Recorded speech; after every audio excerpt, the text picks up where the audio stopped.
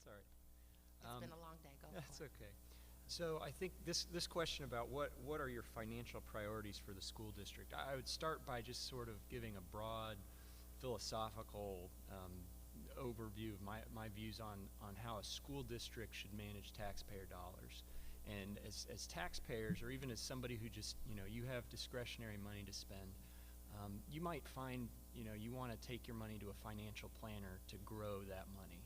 You want to invest money with banks and see a return on investment. I don't believe that a school district should necessarily be stockpiling taxpayer dollars, because taxpayers are paying taxes for a service. We should be using that money to reinvest in the community. So I think as you look around the landscape and you look at different communities, you see various levels of cash balance in general funds and PI funds, and usually there's a strategic plan, a long-term vision for that, whether it's a new building or a change to a salary schedule, or maybe changes in busing and things like that.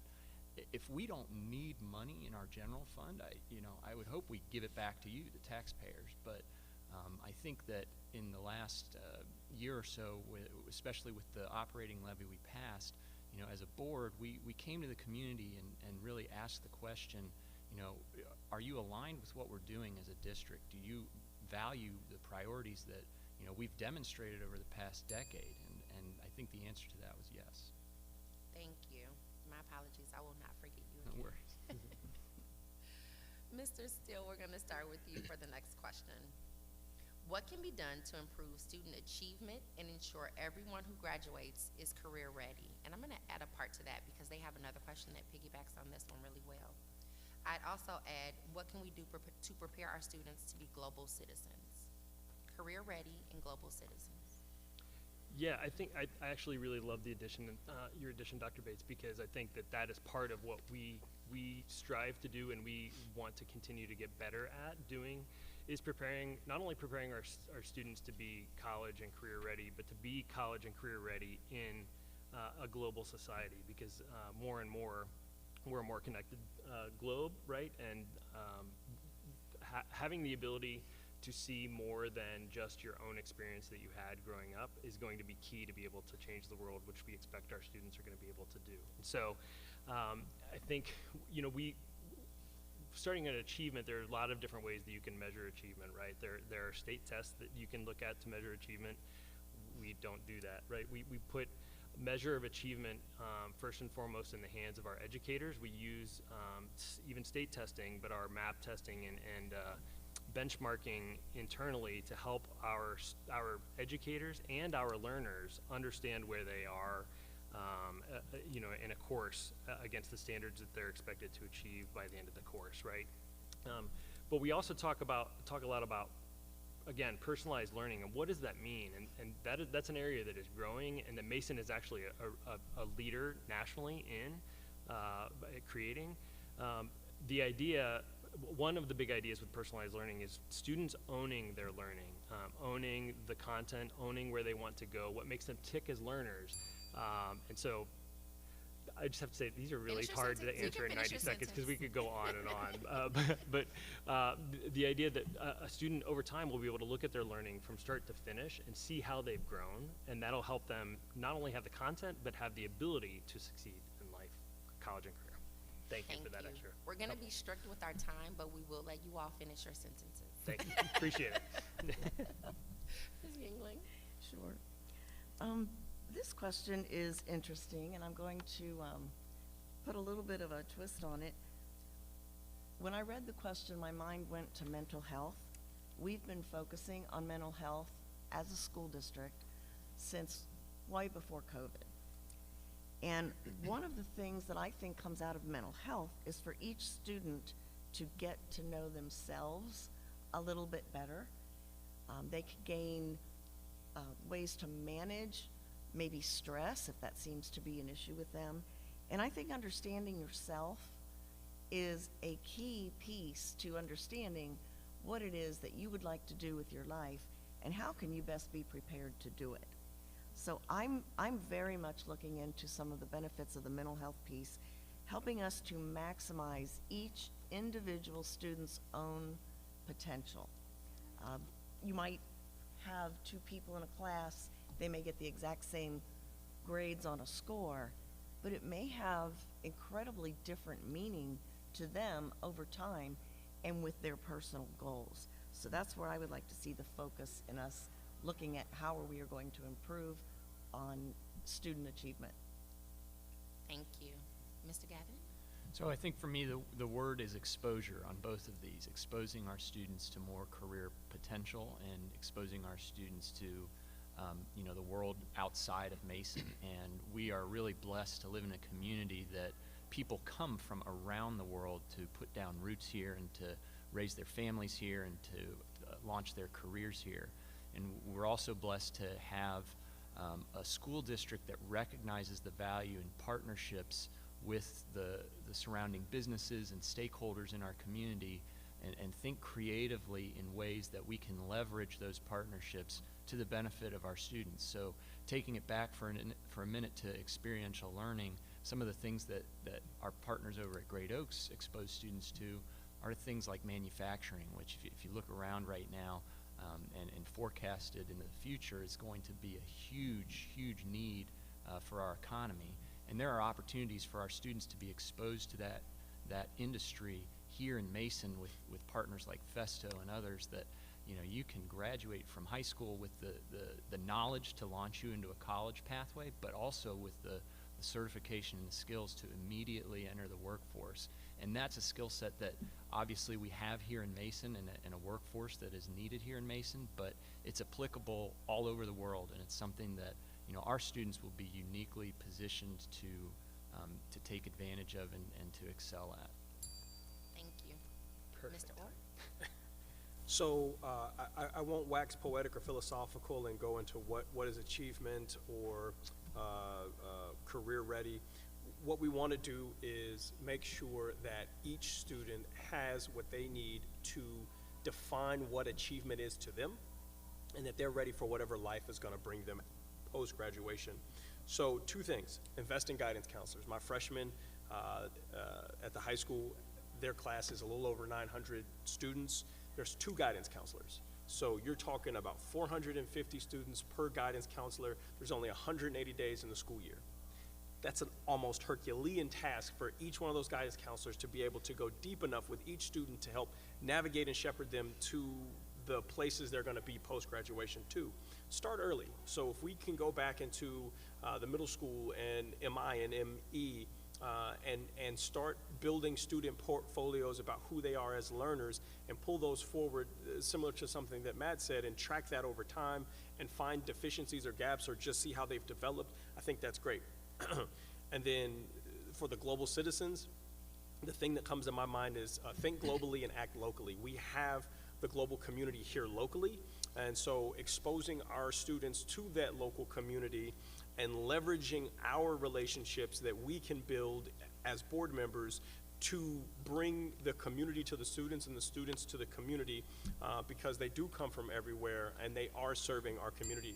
So that's how I'd answer that. Thank you. Thank you. Ms. Yingling, we're going to start with you for this next one. How would you, and it's a long one, okay? How would you emphasize equity and inclusion on the school board in the district? How would you ensure a safe and inclusive district for all individuals, regardless of identity, from the whole district to the classroom? I love this question because we have one of the most diverse districts in really anywhere. And I think that we are having a great experience learning about each other firsthand. I really don't think that you can get learning in any better way other than to absolutely be engulfed in it and experience it. I'm sorry. I think that school board members are models, and we definitely need to show other people how we handle differences, how we speak to each other, how we talk to people that work in our district, attend our district. How do we look at problem solving? Do we look at problem solving differently between groups of peoples, and if so, why are we doing that? I had an experience where I had the opportunity to get to know someone.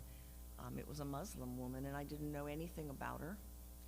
And I had exposure after exposure, and I thought, I'm going to embrace it. I'm going to embrace this opportunity. And I think that's how we have to look at all of our diversity and our culture and our inclusiveness here. It is absolutely an opportunity. I believe it gives our students a step up in the world. I think we're all better for it.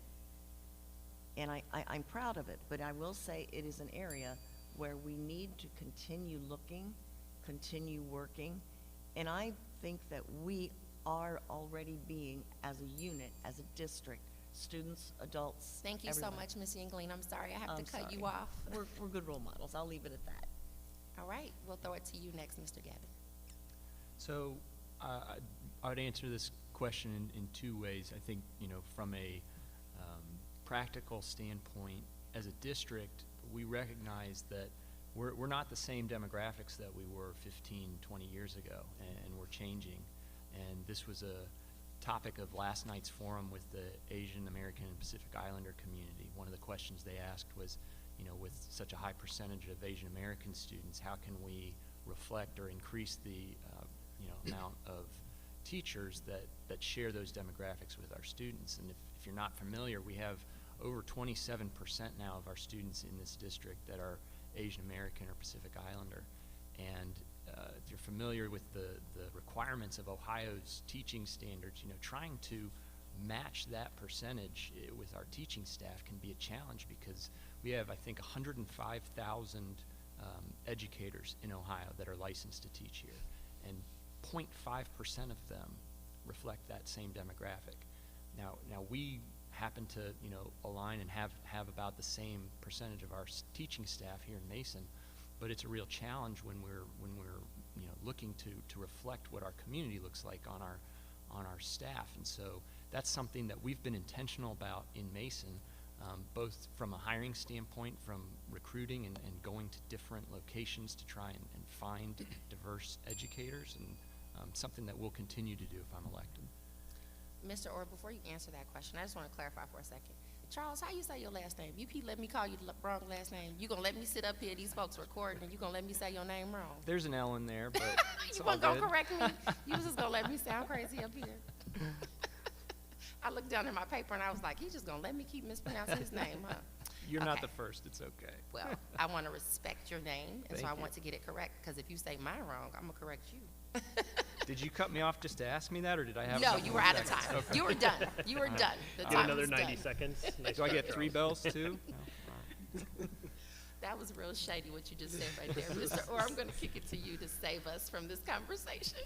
So I think that exchange is sort of emblematic of equity and inclusion, right? Feeling empowered to stand up and say, hey, my name is pronounced like this. So, when we talk about equity and inclusion, we're not necessarily talking about diversity. We're talking about allowing every person to show up to this building, staff, student, whomever, just as they are. I think when we talk about safe, we're talking about a culture. I think a lot of our small business owners who have a staff want to make sure that their culture and their business is a certain way so that they get the results that they're looking for. So there has to be some communication and some accountability with that. And if we communicate what our standards are and we hold everybody in the building accountable to meet them, including ourselves, you begin to build out that safe and inclusive district for all individuals. To Connie's point, I think it's great. We embody that. We have to live that every day. We have to make space for each person as board members every day, and make sure that if we're not, that we are the first ones that are held accountable, and that we hold others accountable to hold that standard of equity and inclusion. Thank you. Yeah, I would say that, just going back to the words, how would you emphasize equity and inclusion on the school board in the district? I would say that I would continue to emphasize that the way that I am now. Have served, so the Diversity, Equity, and Inclusion Council here in Mason is a council that's made up of community members, parents, staff. A couple years ago, it was elevated. We made a decision to elevate it to the level of a superintendent committee, whereas before it was kind of more of a community, more focused on diversity, celebration of diversity. But it was elevated when the 3 rocks were introduced of personalized learning, inclusive excellence, and culture. And I've been proud to serve as the board's liaison, the board's member of that committee or of that council since we've elevated it. I was attending prior, but now as an official liaison for the board.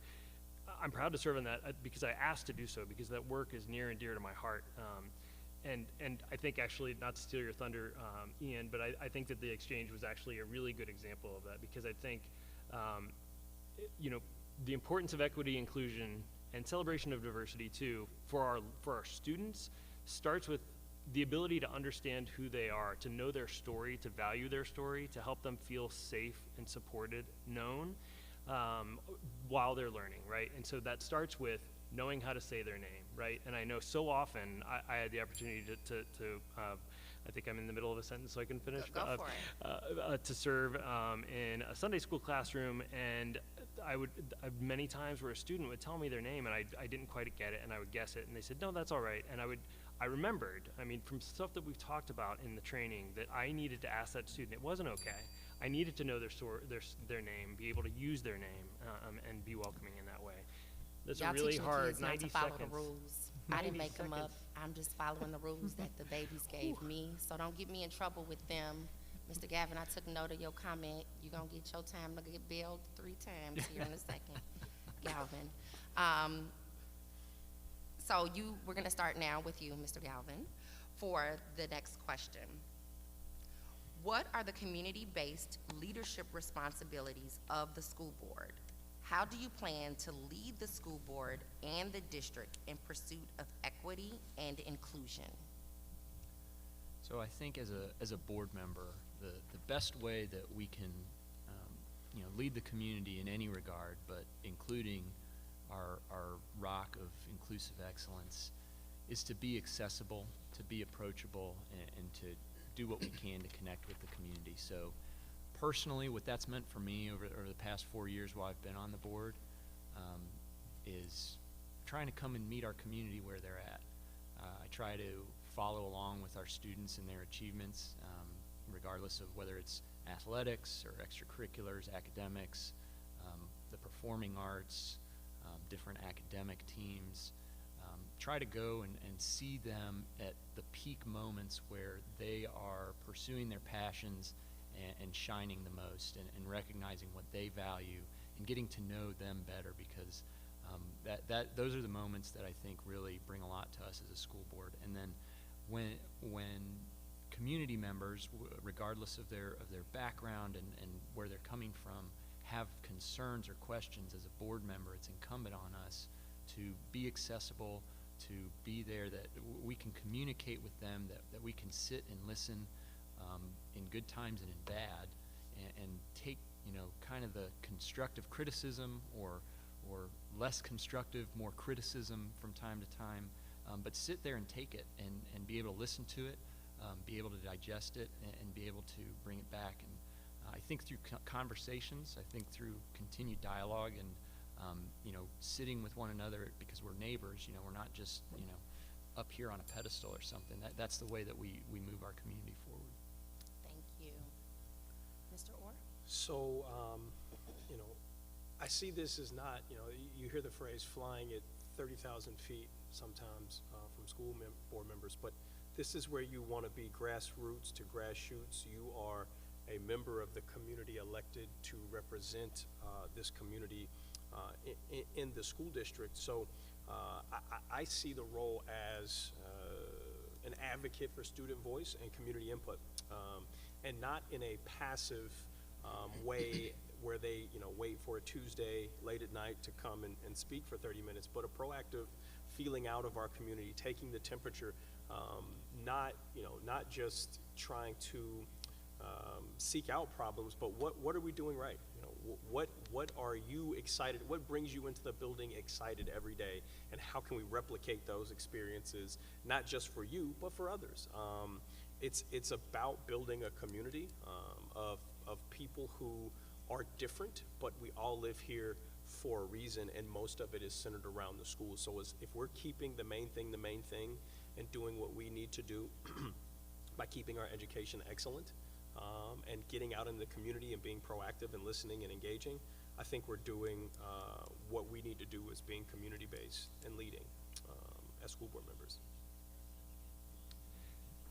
Yeah, I agree that it is the responsibility of the board not to just wait to hear feedback, but to be to be proactive and to seek input from the community. And that's why there are a number of things that I'm really proud about of my time on the school board, and one of them that ranks up there at the highest. I talked to people to just to remind everybody that there are only two prescribed duties under Ohio law of a school board, and it's to hire the superintendent and to hire the treasurer, right? And I'm proud to say that I sat in the center seat as president of the board at the time that we hired Sean Bevan as our treasurer, who's fantastic, but also the time that we hired Jonathan Cooper as our superintendent. And when we hired Jonathan, one of the things that attracted us to him so much, and that we knew that we wanted in a superintendent, was this idea of community-based leadership. We were so excited that he wanted to live here with his family, right, and set a tone of hearing directly from our community. And we're proud that that's what we did. So we have, when Jonathan joined the board, we've done so much to change the way we get feedback, and COVID set us back, like everybody, last year a little bit. But community conversations, I lost track at some point of how many community conversations that Jonathan hosted with different pockets of the community. It wasn't just him hosting; it was in somebody's home who agreed to host with him, and hearing direct feedback, sometimes tough feedback. And we were able to attend some of those meetings, but constantly hearing from those meetings, that is the tone. Thank you. Connie?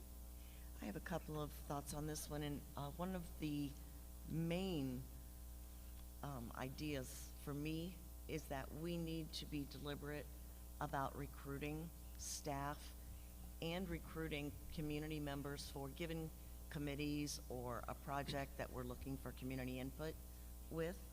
I think we need to be deliberate and consider, are we using all the sources that are available for us to bring in not only students and families of diverse cultures, but also staff. I think that helps all the families that are here feel more welcome. Another point is pretty much what Matt just said, and that is be accessible, be deliberate, encourage people to talk to you, be in the community, approach people, even if they don't approach you. I go back to my story about my Muslim friend. We're still friends today, and we deliberately seek things to do that are culture related for each of us, or things that we've gotten to know each other well enough, and we choose things that each of us as an individual enjoys doing, and we do it together. Thank you. Our next question, I believe you're up first, Mr. Orr. What will you do to advocate for students who identify as non-binary or gender fluid and make them feel welcomed in our district? They are welcome, right? I mean, this is a tough question. I have friends who have children that identify as non-binary, trans, gender fluid, and it's a struggle, right? We're working on empathy here in the district. We're working on understanding and allowing people to exist in the skin that they're in with no conditions, but we're definitely not there. So for me, with all those kids who identify what we would say non-normatively, it's about allowing them the space to show up every day, and then holding people accountable when they are infringing upon that space, on their identity. I think that's sacred. Who you see yourself as is a sacred thing, and you get to say who you are. I don't get to tell you who and what you are, but I do get to respect you and be an advocate in pushing those things out that would encroach upon that right for you. So I see my role as being an advocate and being an ally and being an accomplice to make sure that they have the space they need to exist, because if they can't show up every day ready to learn and exist, then we're not doing our job. Thank you. Matt? Yeah, I think the concept isn't really all that different from you know, the other ways that people have different experiences and different stories, and how important it is for us to understand stories and help people feel safe in the learning environment. This is a tougher one because, as Ian said, you know, there's a rapidly changing atmosphere in this space, and families and kids are having a hard time, even themselves, understanding what's happening, right, and working through that personally for themselves, but then, you know, knowing what that means for their learning environment. I think, you know, it's the same in that it does start with empathy. It starts with the school board setting an expectation that the tone is in the district, and we've done this work through our culture work and through you know, our big rocks. I mean, we talk about big rocks, but these are vital. We set the tone of empathy and understanding and welcoming students wherever they are, welcoming them as they are into our buildings and ready to learn and understanding their story. And so the approach is no different. The challenges may be a little unique, and you know, so for us, it's setting the tone, making sure that we know the expectation that our administrators are setting and that our administrators are communicating, and equipping our teachers to be able to implement, you know, all our staff. But again, it starts with empathy and understanding, valuing who people are, allowing them to be who they are, and knowing their story is part of their learning. Thank you. Mr. Steele? Ms. Ely? The focus here for me is respect, and it's respect of anyone and everyone. Every child has the right to a free public education. We take the same tax dollars from every household, regardless of what issues any given household may be working with or working around, trying to cope with. It doesn't matter to me what your religion is, what you look like, what you like to do. You have a right, and we have an obligation to educate you. We need to make certain that our staff and the rest of the community that we serve every day in a classroom, that everyone understands that our business here is educating students, maximizing each individual's potential. And by focusing on that, we're serving that student, and if we're doing our job with that focus, that student is going to be more likely to be welcome, more likely to want to make friends. And I think that's a great thing, but the key is respect. It's a maximum amount of respect for each and every student, regardless of what they deal with. Thank you. Charles, last but not least. So I think one of the things we recognize as a district that with any group that we're talking about, you know, no group is a monolith, and nobody is on the same space on the journey that they're on. And with students who identify as transgender or non-binary, you know, something that I think we take pride in as a district is providing supports for not just students but their families in many different forms, whether that's counselors, whether that's teachers and student groups that give those students, you know, the help and the guidance they need along their path. And then, as some of the other folks up here have said, you know, it's setting a tone of empathy, and it's setting a tone of respect in our district where we don't want to create the sense of in anybody that they fear coming to school, that they can't, you know, enjoy the freedoms and the access to education that they're entitled to. So I think that's something that we take pride in Mason. As Ian said, they are welcome here, and it's something that over time we have really built in our community as a destination district, and we mean that for everybody and not just some. So Thank you. Matt, the next question will start with you.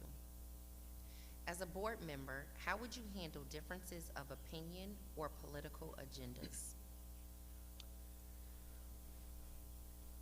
Well, that's a tough one to answer because, well, differences of opinion. I'll start there. I handle differences of opinion by collaborating, having collaborative conversations and respectful conversations. I think it's really important for leaders and especially school board members to not come to the table with an agenda. Certainly not a political agenda, but really with an agenda at all of expecting to do something because they want it to be done, right? Collaborative conversations, challenging when there is a reason to challenge and kind of push back and poke and prod, but it starts with respect because the work that we're doing here is way too important to be caught up in disrespecting each other and getting into arguments and that sort of thing.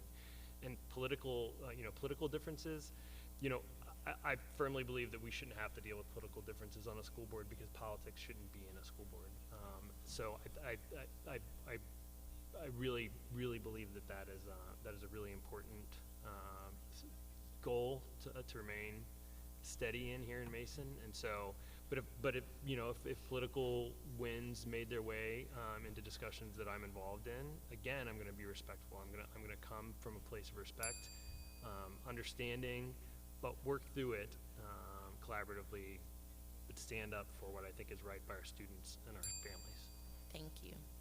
Connie?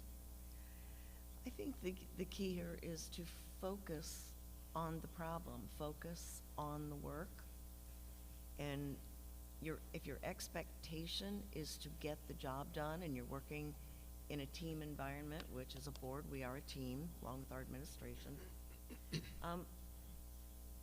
I think that you focus on the job to be done, and I may differ from Matt or Ian in several ways, but the bottom line, if we're on the school board together, we've got to come to some agreement on what we're going to do with capital expenditures. We focus on the problem. And another thing that I think is very important is if you do have a conversation that is difficult and agreement maybe wasn't reached, or there was some difficult conversation, difficult words, you can't bring that baggage into the next conversation. You drop it, leave it there. You might come back later and pick up that conversation again, but you have to let each event stand. You can't drag baggage from one place into another. It will cripple you if you allow that to happen. Thank you. Charles? So we do have differences of opinion. It might shock people to hear that, but we have differences of opinion all the time on the board. And we have disagreements, and sometimes that takes us beyond the bounds of our bi-monthly meetings, or sometimes it's between one or two board members, sometimes it's between others. But I think that what has been a hallmark of our board and this district, at least in recent years and good years, has been the way in which those disagreements have been fleshed out. And I think that it kind of extends to the culture we hope to build in our school community, where if you have something that is an issue with someone, you go to that person first. You don't go to Facebook, you don't go to Twitter, you don't go to a press conference. You go directly to that person and you deal with that person, person to person. And in the time I've been on the board, it has been really enlightening to see how different people interact when you deal with them in person, and when you have a conversation with them. Ideally face to face, but even over the phone is a markedly different dynamic than if you're behind a screen, behind a keyboard. If someone is under the spotlight, so to speak. I think that's really the way you handle that. Thank you. Ian? So, first, start with an open mind. I recognize that I am not a container of all knowledge, and neither is Google. But I'll start with an open mind. And then I want to listen to understand and not reply, right? So I want to understand what's being said to me so that we can get a grasp of the facts. When you said difference of opinion, well, what's driving that opinion? Because problems don't have parties, and neither do solutions. So if we're having a conversation and I can start with an open mind and I can listen to understand what's driving that and we can agree on what the facts, I think most times we can find our way to consensus or compromise. I agree that politics and political agendas don't really have a place here. It's a very highly technical position. You're basically taking what's told to you from the state level and trying to make sense of it. You know, those agendas that you see floating around nationally or even in the state, it doesn't really come together here. What brings us together is focusing on students, staff, and our community. So I think if you do those things, you know, we can sometimes agree to disagree without being disagreeable. Thank you. As I noted at the start, we will reset in just a moment for our next session, which is our council member and township trustees. But we have time for one more question, and Connie will start our final question with you. Why should you be reelected? If reelected, what will be your top 2 priorities? Mason has been my home for a little over 25 years now. My kids graduated from Mason. My husband and I still enjoy the kids, and we now have 5 grandchildren. So I'm involved, I'm heavily invested in the community. Prior to being on the board, I worked with kids, underprivileged kids that struggled in school. And I became interested and had a desire to do more with the schools. And that's how I came to seek a job on the board. But this is a public service job, and it's one that you do not seek if you do not like the work, if you don't feel like you can be added value. And that's, I've got a great life in Mason. I'm very happy living here, and it's my pleasure to give back to the community. During my time on this board, I've been a part of teams, many different talented people that managed unprecedented growth in our schools while delivering an excellence in education. And through the years, my experience with those people has really been more of a privilege that I regard in my life. Throughout my tenure, one of my top priorities has been to deliver a great value of education to our community for the tax dollars that are paid. Each and every taxpayer is part owner of this school district, and it is our responsibility to deliver them the information and to deliver them the value of a good school system that will impact their life and their property. Thank you. Sorry, I didn't hear the bell. Charles? So I've been on the board for almost 4 years now. The last 2 years as president.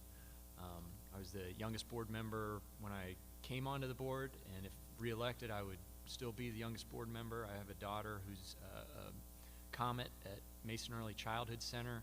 I've got a son who will be at Mason Early Childhood Center eventually, and then there's a third Comet in the oven on the way in January who will eventually enter into our orbit and be at Mason Early Childhood Center eventually. I'm in it for the long haul. I'm going to be in this community for a long time. My kids are going to be in this school district for a long time. And I think that over the past 4 years, but especially the past 2 years, this community has invested a lot in me personally, as well as the other board members, but it's been a unprecedented and unique time to be on a school board, and that's something that I don't take lightly. I feel like I carry with me a lot of institutional knowledge over the past 4 years, and it's something that were I to just take it with myself and pack up and go home, it would not serve me well, it would not serve the community well. So I feel like it's something that over the past 4 years, I want to continue paying what this community has invested into me back to the community. And if reelected, my priorities will be to continue maintaining the stability that we've enjoyed in an unprecedented time. Thank you. Ian? I'm going to hold aside that I think Charles called the rest of us old. But, so 3 things. Financial acumen. Professionally, I am a risk management professional for a Fortune 100 company. and that involves looking out and doing a lot of long-term planning with businesses about what can go wrong, what will it cost, when will it happen, and how much a program should cost. So what does that mean? Long-term planning when it comes to our finances, so that we're not having to always sort of come up with plans to adjust our finances. History working with students in the district. I have enjoyed as a parent getting to know a lot of the students in this school district. I've worked with Jocelyn and Hakeem with students at Mike. I coach and have helped a few students actually talk to the superintendent and get their concerns up to him just as a community member. And then working for the community in the district. Matt was talking about the Diversity Council, and I was one of the, as it was being reimagined, one of the people who was helping to lead that work to reimagine what that council could be for the community. So my priorities would be financial health, making sure that we are on solid footing there, and then investing back in our staff and students. So thank you. Thank you. And last but not least, So campaigning is often uncomfortable. We've talked about the idea that I know Charles and Nina and I have talked about this a few times, how awkward it is to walk around town with a t-shirt with your name on it and telling my kids, remember, not your name is on the front and the back of your t-shirt. So you got to keep that in check. But I will say this. I will say that I should be reelected because I've been on the board since 2011, and I think that I have a really good track record along with the other board members during that time of setting that consistent vision that I talked about and stability and long-term planning financially and otherwise. When I joined the board in 2011, it was right after an unfortunate levy defeat, our last one. And we had to make really tough decisions about what we did. And so there were deep cuts, there were painful cuts.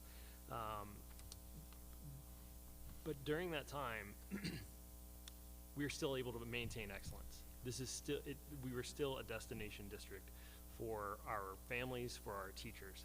And I'm really proud of that. And I'm really proud that over that time we were able to make, consistent vision, tell the story to our community about where we wanted to go, and by a 70 to 30% margin, they voted for the levy. That to me is a resounding endorsement of the vision. And that allows us to be, I think, really importantly for all of us, we're still living with this. We were a national leader last year in dealing with COVID. 90 seconds is really hard. But that was a first half of a sentence, and I'll finish it by saying my biggest priority, honestly, is to continue to be a national leader as we move out of COVID and deal with the many remnants of it as we live with COVID, including at the top of our list is mental health effects on our students and learners. You started to start a second sentence on me there. I can have really long sentences. Well, if you all will help me thank our candidates for joining us today. I'd also like to thank my stellar timekeeper. I don't think I'm going to be fired because we kept our time. Mahima, thank you so much for helping me keep time. And stick around or take a quick bathroom break while we prepare for our next session. Thank you.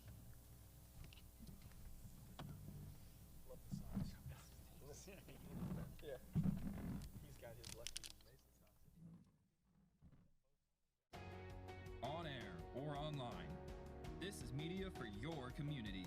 This is ICRC-TV.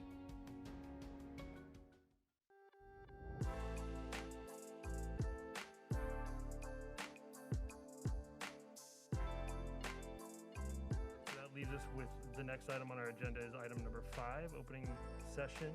I want to thank everyone for joining us this evening. If you're out here at the parade or listening, thank you again. Into the end zone, and that is caught by Jaden Wood. Come on now, how we doing? Y'all feeling all right out there? Hello and welcome to this edition of This is Glendale. I'm Bet Chorus. Hey guys, this is Unit 1 crew from Woodlawn Fire Department. We just want to wish you guys a Merry Christmas and a Happy New Year. And of course, you can always go to ICRC-TV.com. Always a great day when ICRC is involved. Another edition of ICRC, bringing the community to you.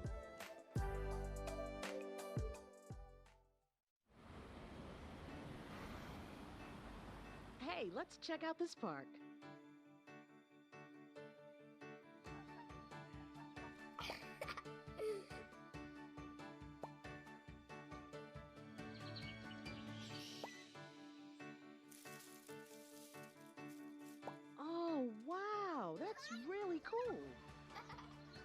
To find a great local park or forest near you, go to discovertheforest.org. You made your house a reality. Homeschooling yourself on loans, color-coding listings, and flushing every toilet in a 20-mile radius. If you can ace house hunting, you can do it for retirement. Get on track with tips at aceyourretirement.org. Sometimes the things we do or say can make others feel hurt, excluded, or isolated. Everything you say and do creates an impact. How am I supposed to save the whole world? You can't think about saving the world. You have to think about saving one person. Because of you, someone's entire life can change. You don't have to be a superhero to have a positive impact. Friends? Friends.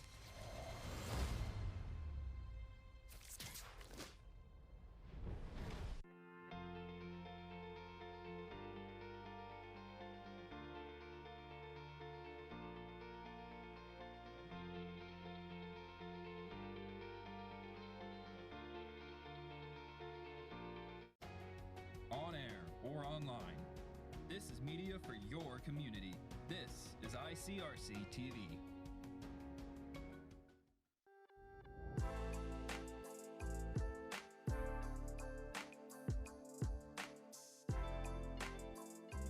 So that leaves us with the next item on our agenda is item number 5, opening session. I want to thank everyone for joining us this evening. If you're out here at the parade or listening, thank you again.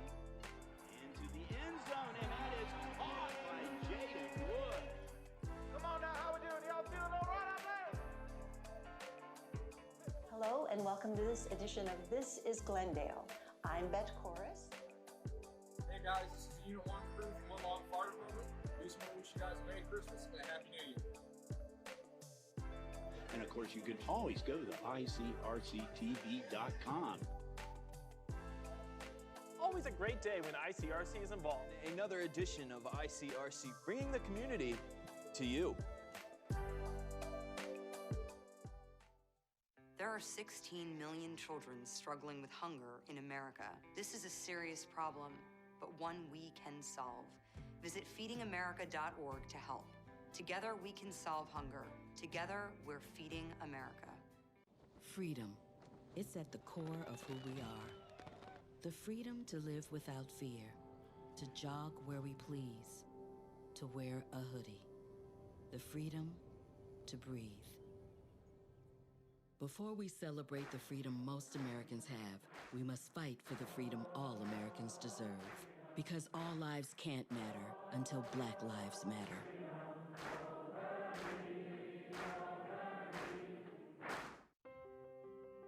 When I first saw a turtle, my heart was full. Now I'm anything but lonely. We have this deep connection, this heart connection. He just wants to be close to you and part of your life. Every day with turtle is a perfect day. When I'm holding her, it makes me feel calmer. I think everything he does shows how much he loves us. When we adopt a shelter pet, we discover they're a little bit of a lot of things. But they're all pure love.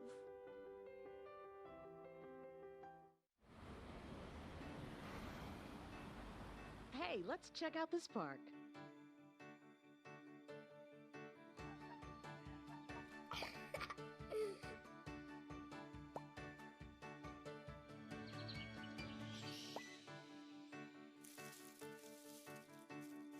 Oh, wow, that's really cool.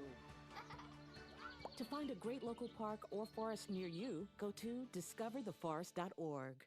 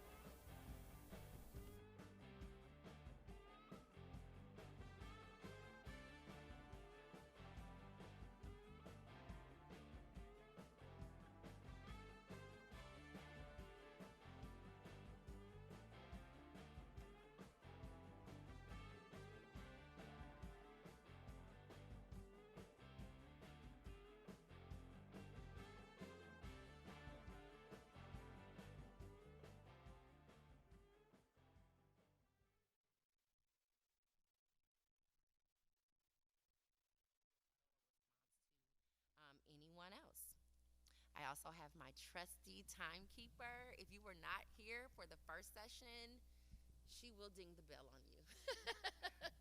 Well, we have fewer candidates now, and so we're going to increase the time to about 2 minutes per questions and go from there. Closest to me, we have James Siciliano, who's up for re-election for Deerfield Township trustee, as well as Kristen Malhotra. Did I say it right?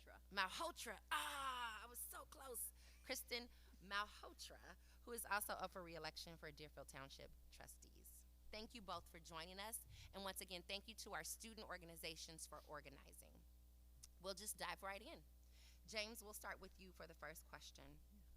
What work have you done, or what work will you do to improve diversity, equity, and inclusion in Deerfield Township? That's a great question. For the past 21 years, I have been an educator in this area. And that's always been one thing that I've found to be one of the most important things that you can do, not only as a people person, but especially when it comes to the position of a trustee, is to surround yourself with people that are, I guess you could say, different than yourself, whether that's different beliefs, different backgrounds, different thoughts, because what that diversity does is it allows for you to gain a better understanding of the different issues that exist, and it allows from the position of a trustee to be able to make a better decision. And I think that we have done a pretty good job for the township in creating a diverse organization, with the staff that we have, and even the trustees that currently sit on the board, the three of us. And I think that the important thing is to always have the opportunity to reach out and open up the chance for anyone to be involved. It's important to be a good listener and to provide those opportunities for people in the community to be involved and take those opportunities to influence the decisions that happen in the township. Thank you. Kristen, the same question. Okay, thank you. First of all, I'd like to thank you for moderating again, and I'd like to thank the three student organizations, the BSU, NHS, and is it YAC? Yeah, are the three organizations, and so thank you, and thank you for the students for coming up with such great questions.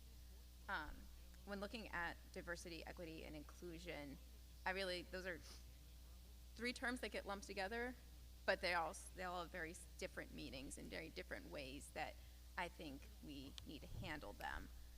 So some of the things that I've done to increase the equity of our township is I've looked at some of our lower income areas that have been forgotten about maybe by past boards, and I'm advocating for and starting road improvements in those areas, including we're starting a new 5-year project in Kings Mills, which I know this is a Mason-centric crowd here, but it's been a lower income area, and they haven't had sidewalks or roads or sewer or even curb for many years, and we're starting a 5-year project to completely revamp that hamlet, which I think helps with the equity. Equity means everyone across the township has the same equal access to services. In terms of diversity, I've done things such as had an organization come in and lead our staff through a diversity training course. They spent a morning where they were learning about diversity, which helps them become better at dealing with such a diverse population, and I think that's really helped. In terms of inclusion, I think one of our most inclusive things that we can do is to help support our parks. That's an area, those are things that are free, open to everyone, anyone can come and just be as inclusive as you want there, and so I'm just very supportive of all of that, of increasing our park space and increasing programs there that are open to everybody and inclusive of everyone. So all three of those are very different kind of things, but they go together. Thank you. Kristen, we'll start with you for the next question. Some people in our community say that we have traffic problems. What do you think? How would you mitigate those concerns or change the situation? Well, I understand where everyone's coming from. It definitely seems that at certain times of day, it impossible to get down the road. And a lot of that is due to growth in Deerfield Township, but also growth outside of Deerfield Township, growth in Hamilton Township, in the city of Mason, growth in Westchester and Liberty Township, and people coming through on their way to and from work and to and from some of the amenities that we have in and around the township. It's a tricky question. It really is what we can do, because many of those roads, they're county owned, and they're owned by the state in terms of like Route 22 and 3. And what I've done is I've made partnerships and arrangements with the various organizations, the county and the state, to look at ways that we can improve those roads. We've increased funding so that we can go to organizations like the Ohio Public Works Commission and say, we'll bring this much matching funding if you can come and help us bring more funding into these improvements. And we've got several improvements coming down the pike, including intersection improvements, road widening projects, increased sidewalks, all of which will help traffic move throughout our township. Thank you. James, same question. Well, I think Kristen kind of beat me to it, but I was going to also thank you for moderating, the Black Student Union for organizing the Youth Activism Club, and also the National Honor Society. Again, this is, as we said earlier, my heart is happy to see students being so engaged in the process. But I completely agree. I think what's significant about the current board that we have, of which both of us are part of, is we do work very well together. And some of those things in terms of, traffic and how we can fix some of those situations, is that has been a focus in trying to, I would say, revitalize, improve the infrastructure that we have. Things like coming down the pike, we will be improving Columbia Road. We'll have a right turn lane onto Montgomery Road, which will alleviate a great deal of traffic. We've worked on Butler Warren Road, and in the roundabouts, we're redoing all of Kings Mills.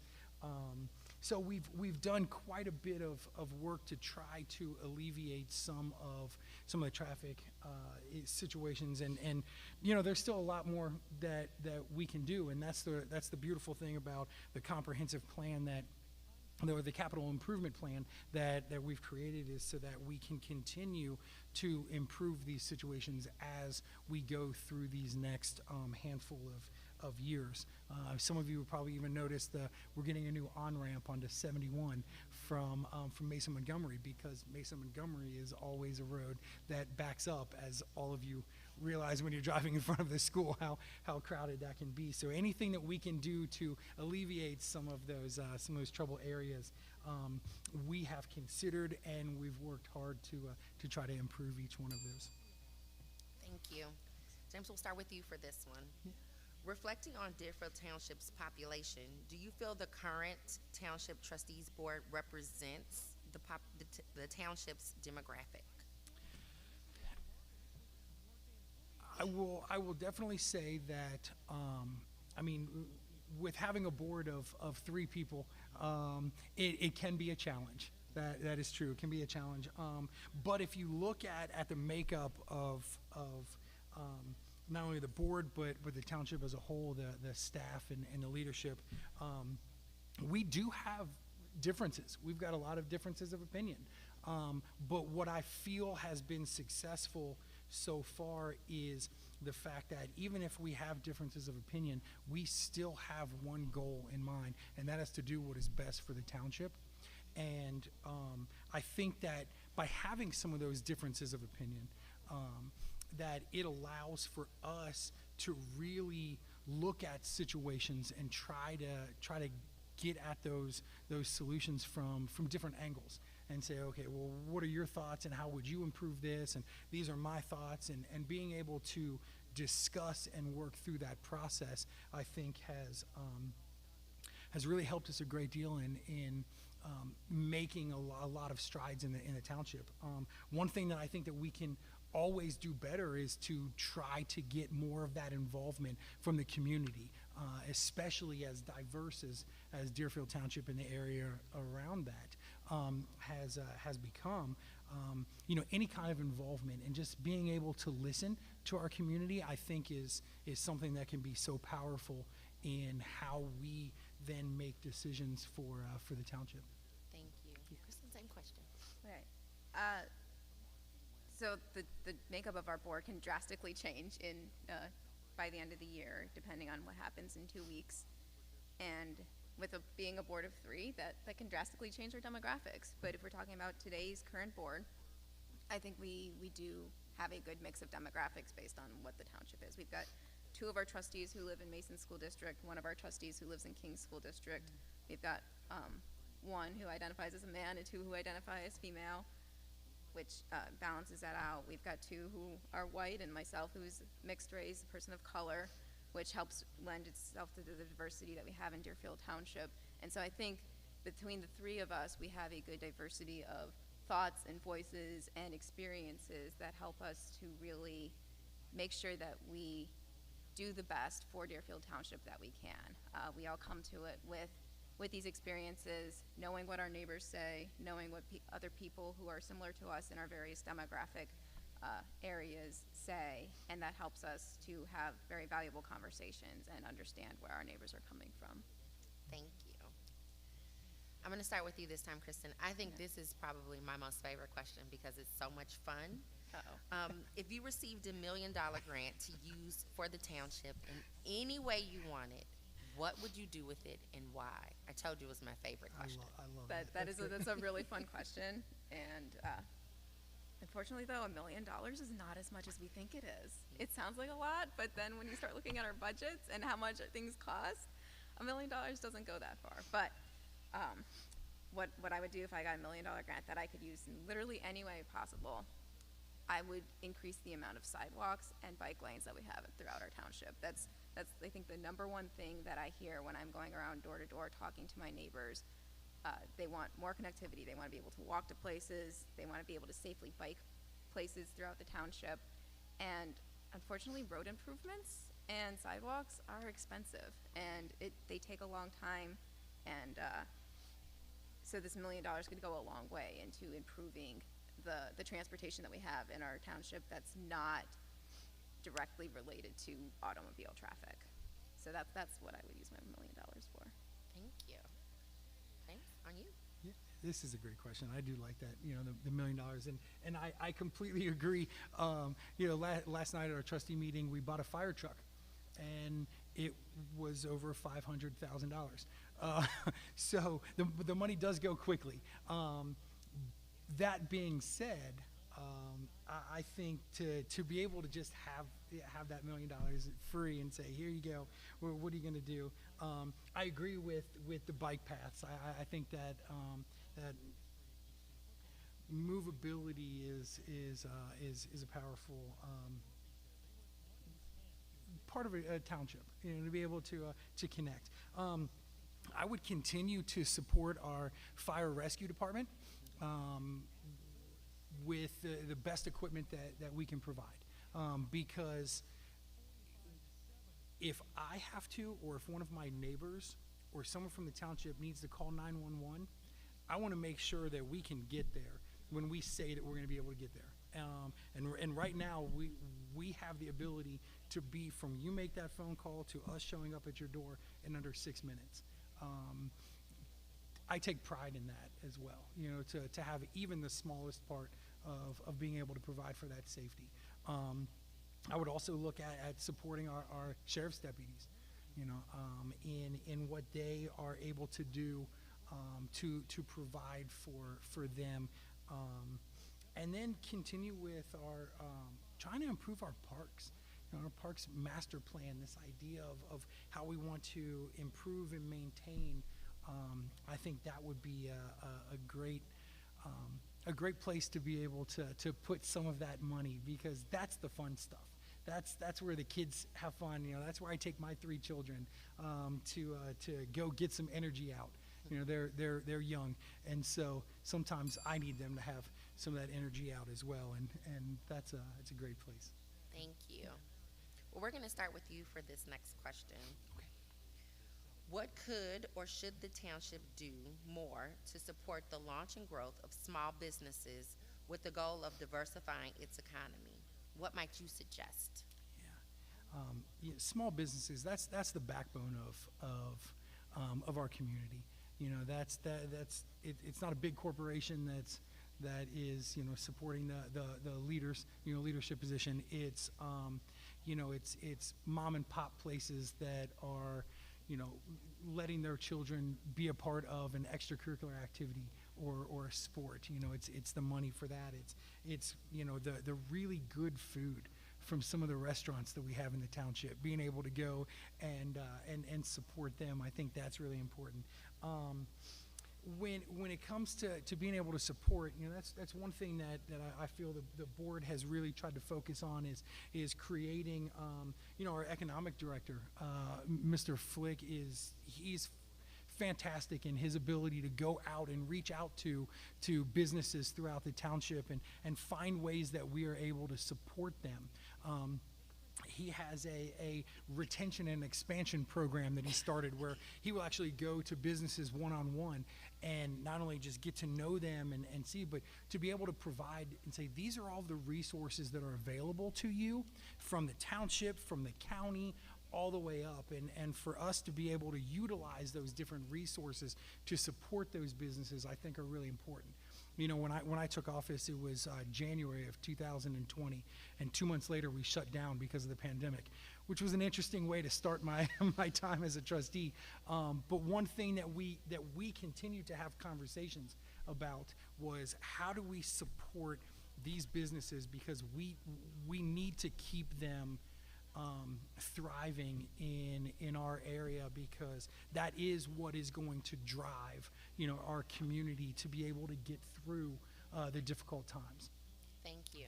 Chris, same question. I'm going to echo everything that Trustee Siciliano mentioned.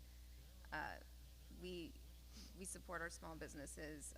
There's a number of things that we've done, from hiring our economic development director shortly after I took office in 2018, and he's done a lot of work to help support businesses in our township, both big and small, with some of the business retention visits, and then looking for opportunities for where small businesses or other businesses might be able to move into the township, bringing their jobs with them and giving them opportunities. Some of the things we've done is work with the Deerfield Town Center to host a pop-up shop where they reduce the rent on a storefront for the month of December, and a small business can move in and rent that space and sell stuff for the holiday season. That was a little underutilized. I'd like to see that used a bit more.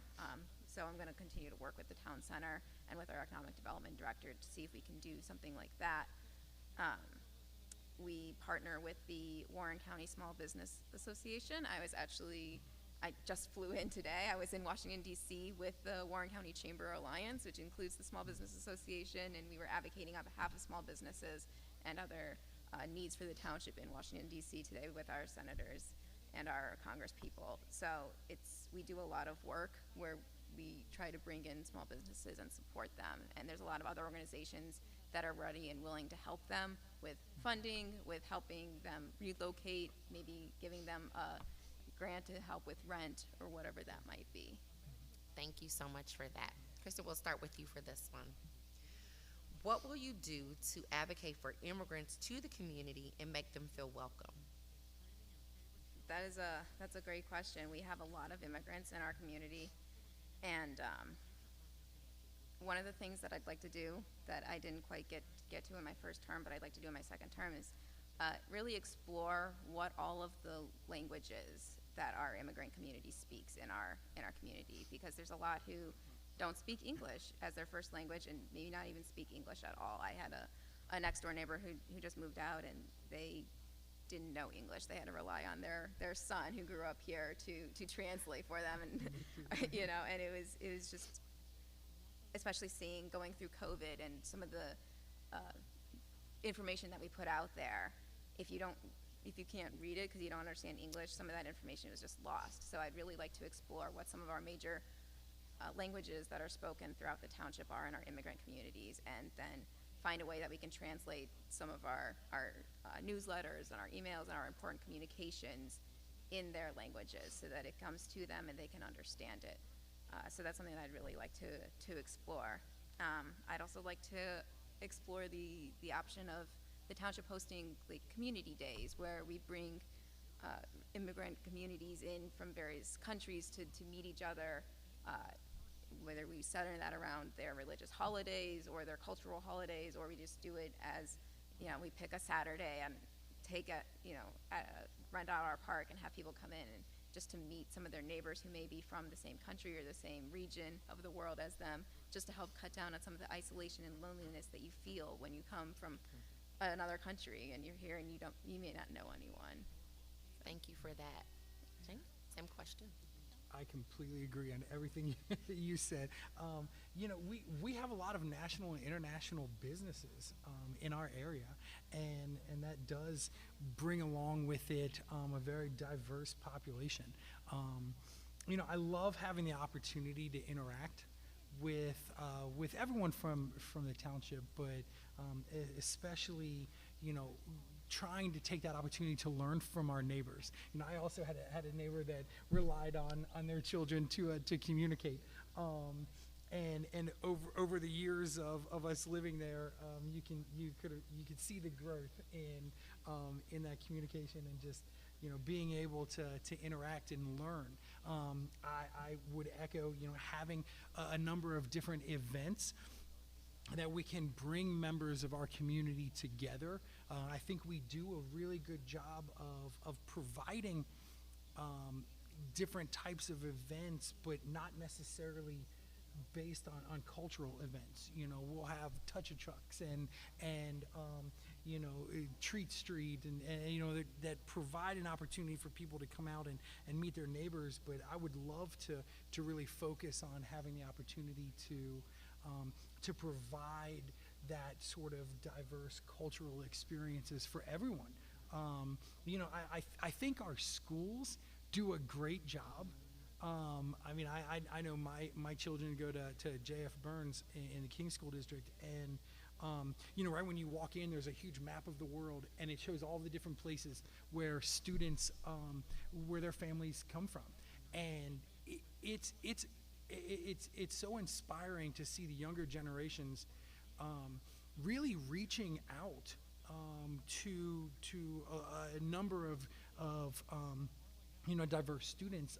I wish that adults would do a better job of being able to try to do that, and so I think us being able to offer those events and those opportunities could really go a long way.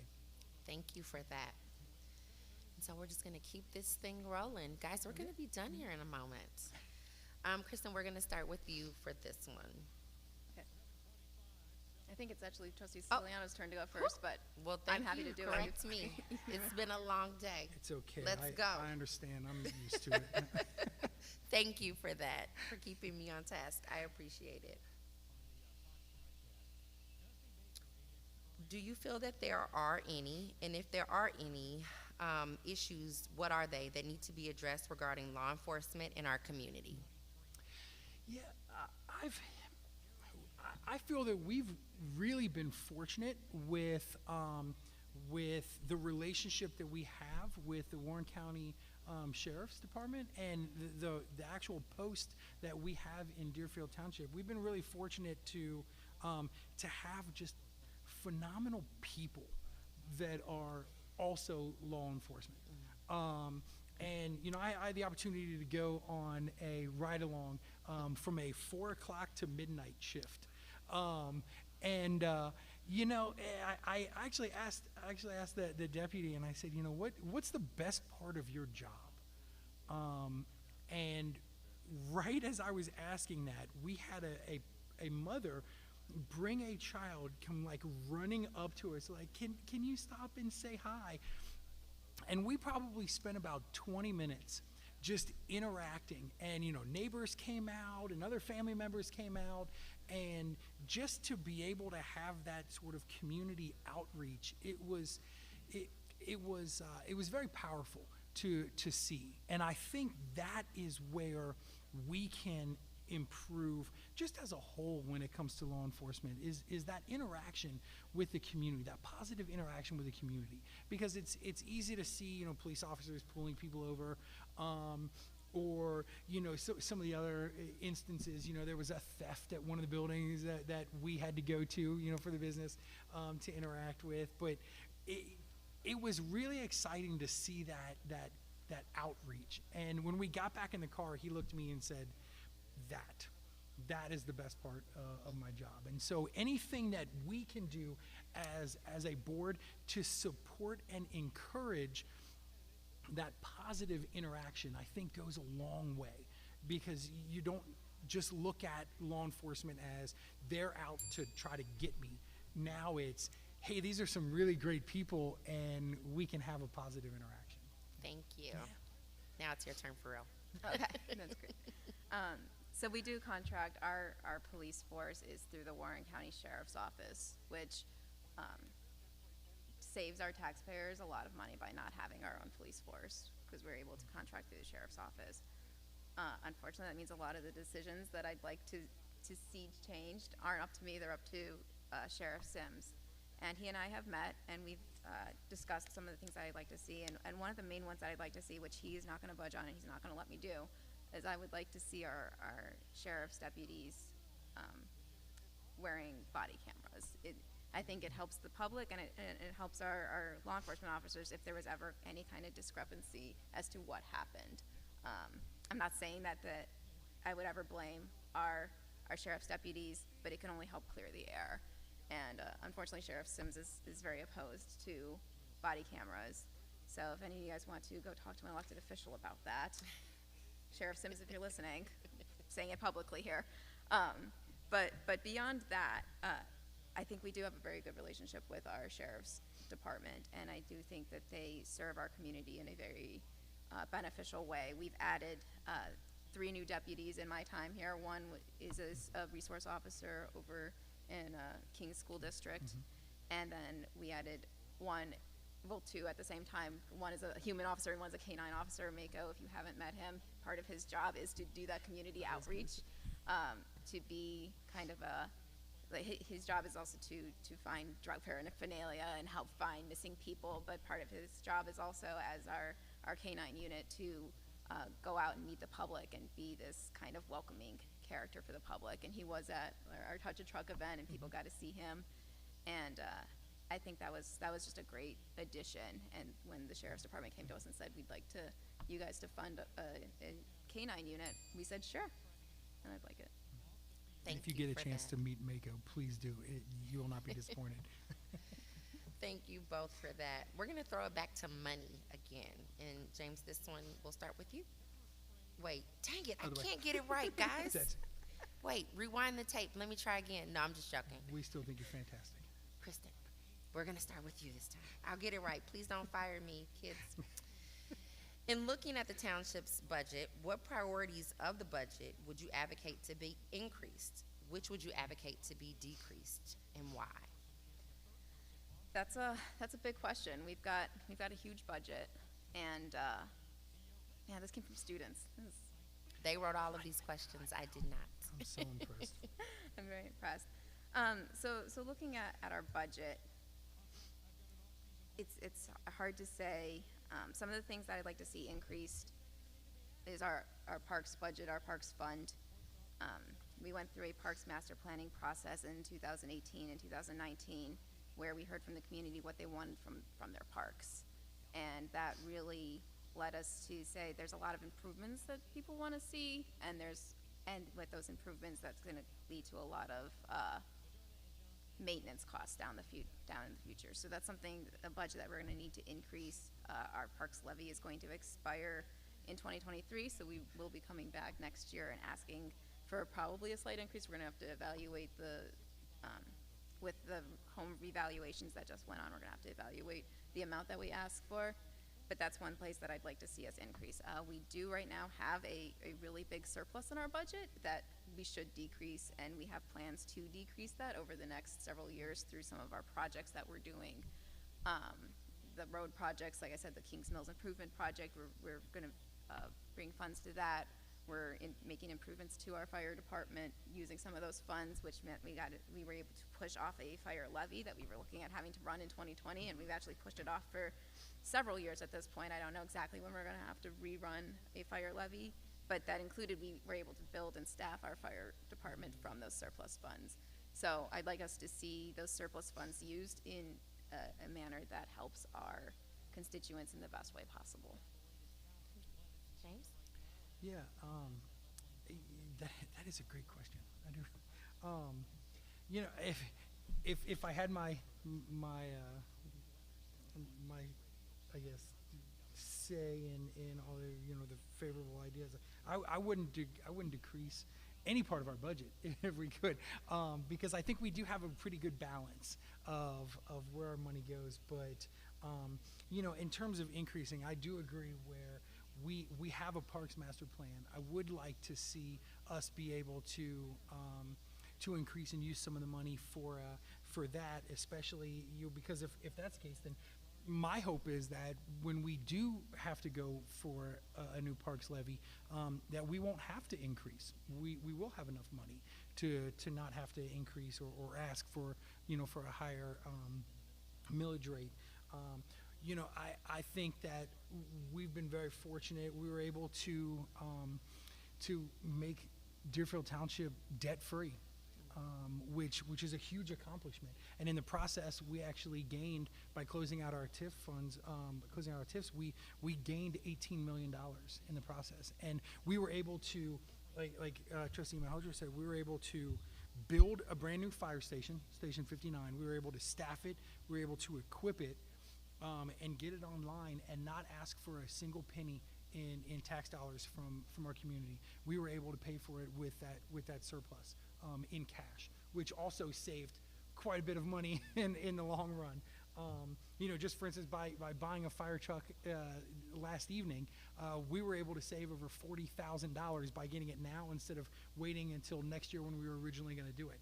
So, you know, being fiscally responsible, I think, has been a really, you know, key success of the current board, and that's something I would continue to like to do. You know, help the fire rescue, help those areas, you know, improve the parks, improve the roads, and continue to make the township better. Thank you. Our next question is, how do you plan to involve residents in decision-making processes in the township? And I believe, James, we're on you this time. I see, I'm gonna get it right here at the end. Yeah, you know, to be honest with you, I think the best part about being a trustee is being able to interact with the community.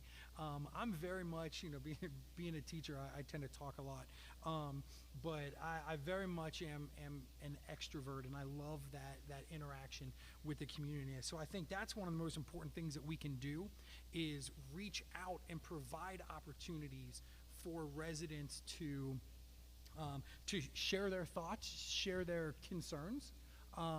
You know, we had a zoning case that had gone on for quite a bit of time, and you know, every time more and more residents would show up, and would show up to the meetings, and I think we had 3 hours of community engages community members, you know, from one of the neighborhoods come and share how they felt about a possible zoning change, and being able to see them and have that empathy with their feelings about you know, some of the development and things that were proposed. You know, it really allowed for us to understand all sides of the issue. I had gone into that meeting thinking this is what we're going to do, and hearing all of those residents, it allowed for me to say, okay, we need to step back and really think about how this truly is impacting the people of our township, and that had a major impact on the way that I don't want to speak for everyone, but how we voted in that you know, potential zoning change. And I think anytime we can encourage community members to come, you know, we just worked on creating a new comprehensive plan, and over the next month or two, we are going to be having community forums in which people from the community can come and give their opinions on our comprehensive plan. That's the type of stuff that I love as a trustee, is having that interaction. Thank you. Kristen, Yeah. it's on you. So that's the thing about your local governments. They're your most accessible form of government.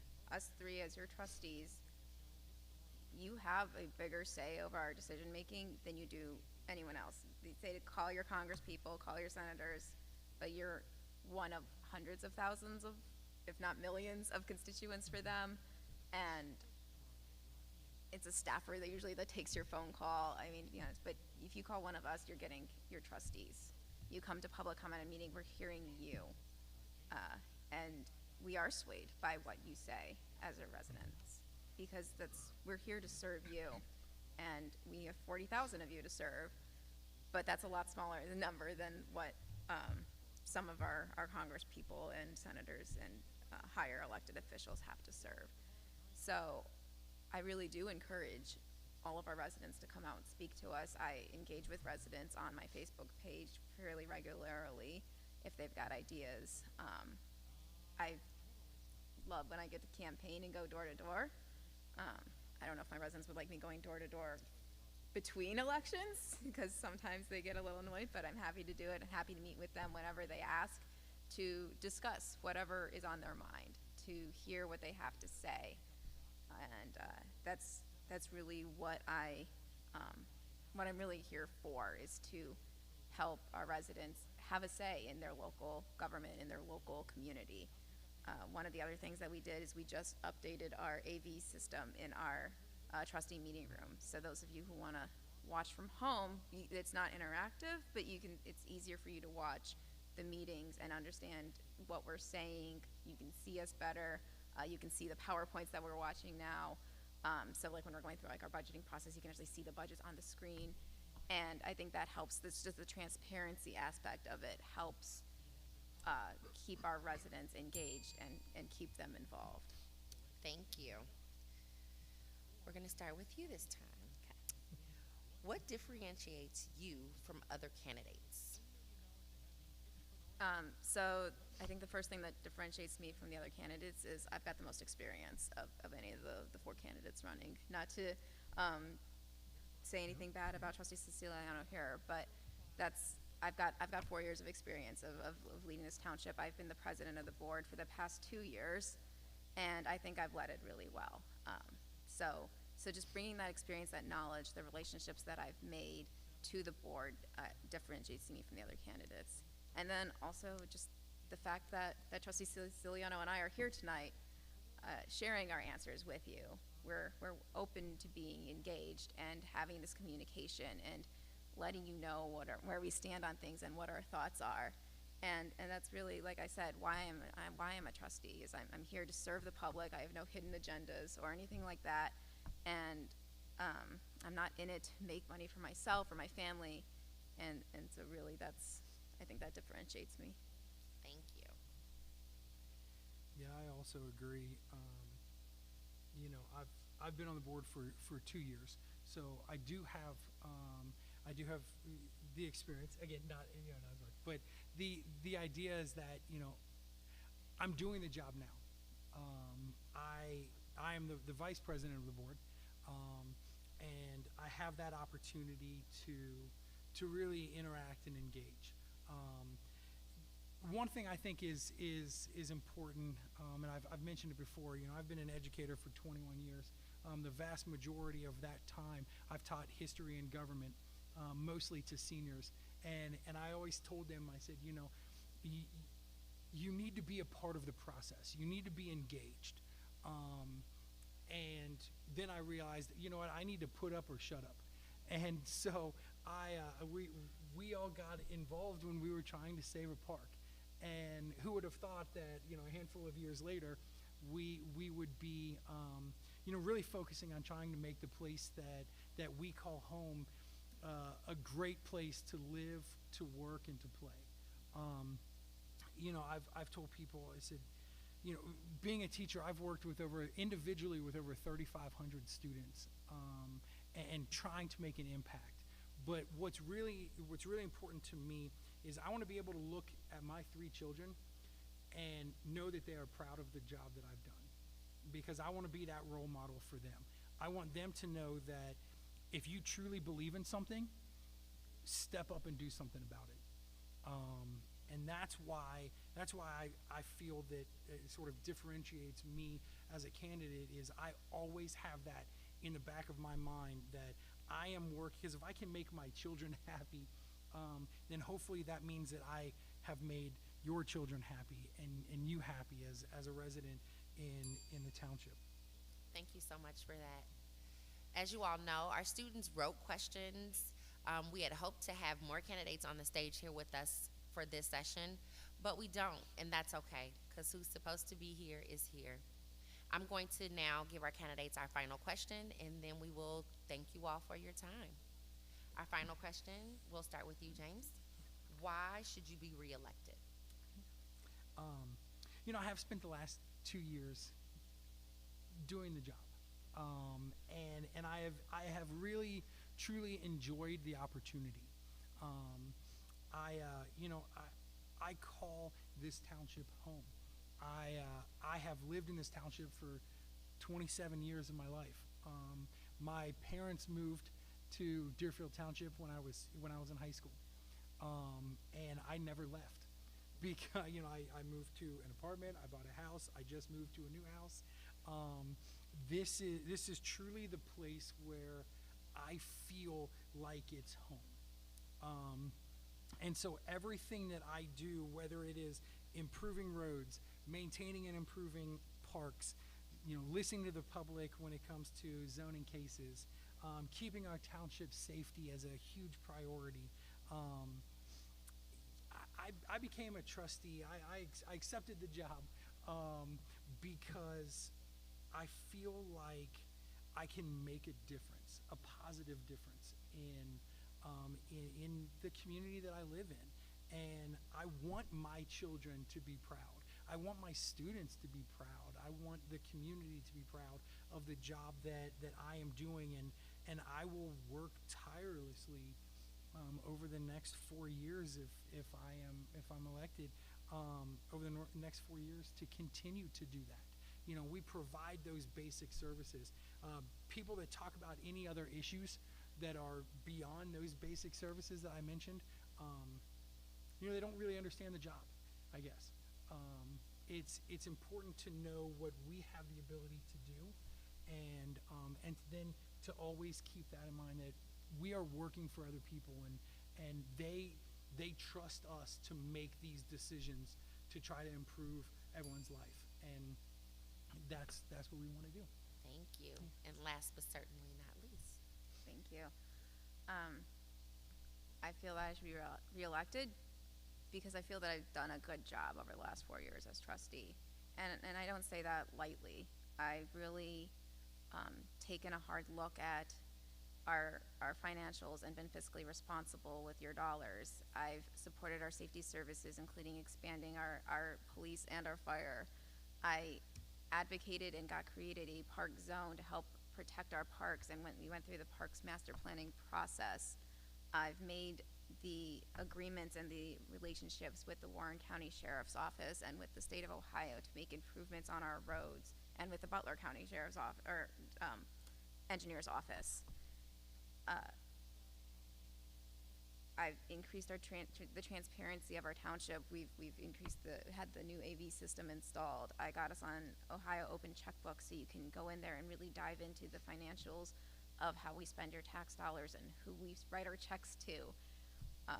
All of that, I think, is just really what makes a good trustee, and why I signed up for this job, and why I think I should continue doing this job.